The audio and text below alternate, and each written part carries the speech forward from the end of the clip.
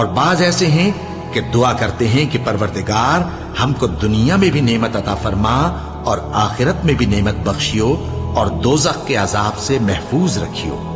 یہی لوگ ہیں جن کے لیے ان کے کاموں کا حصہ یعنی اجر نیک تیار ہے، اور اللہ جلد حساب لینے والا ہے۔ اور قیام منہ کے دنوں میں جو گنتی کے دن ہیں اللہ کو یاد کرو۔ اگر کوئی جلدی کرے اور 2 ہی دن میں چل دے تو اس پر بھی کچھ گناہ نہیں، اور جو بات تک ٹھہرا رہے اس پر بھی کچھ گناہ نہیں۔ یہ باتیں اس شخص کے لیے ہیں جو اللہ سے ڈرے، اور تم لوگ اللہ سے ڈرتے رہو اور جان رکھو کہ تم سب اس کے پاس جمع کیے جاؤ گے۔ اور کوئی شخص تو ایسا ہے جس کی گفتگو دنیا کی زندگی میں تم کو دلکش معلوم ہوتی ہے، اور وہ اپنے معافی ضمیر پر یعنی اس بات پر جو اس کے دل میں ہے اللہ کو گواہ بناتا ہے، حالانکہ وہ سخت جھگڑالو ہے۔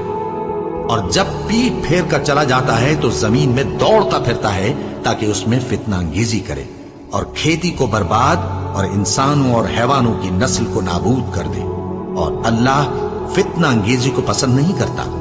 اور جب اس سے کہا جاتا ہے کہ اللہ سے خوف کر تو غرور اس کو گناہ میں پھنسا دیتا ہے، سو اس کو جہنم کافی ہے اور وہ بہت برا ٹھکانہ ہے۔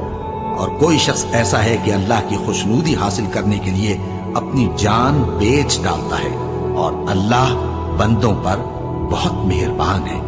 مومنو، اسلام میں پورے داخل ہو جاؤ اور شیطان کے پیچھے نہ چلو، وہ تو تمہارا کھلا دشمن ہے۔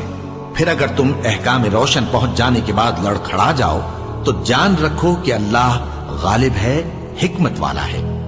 کیا یہ لوگ اسی بات کے منتظر ہیں کہ ان پر اللہ کا عذاب بادل کے سائبانوں میں نازل ہو اور فرشتے بھی اتر آئیں اور کام تمام کر دیا جائے؟ اور سب کاموں کا رجوع اللہ ہی کی طرف ہے۔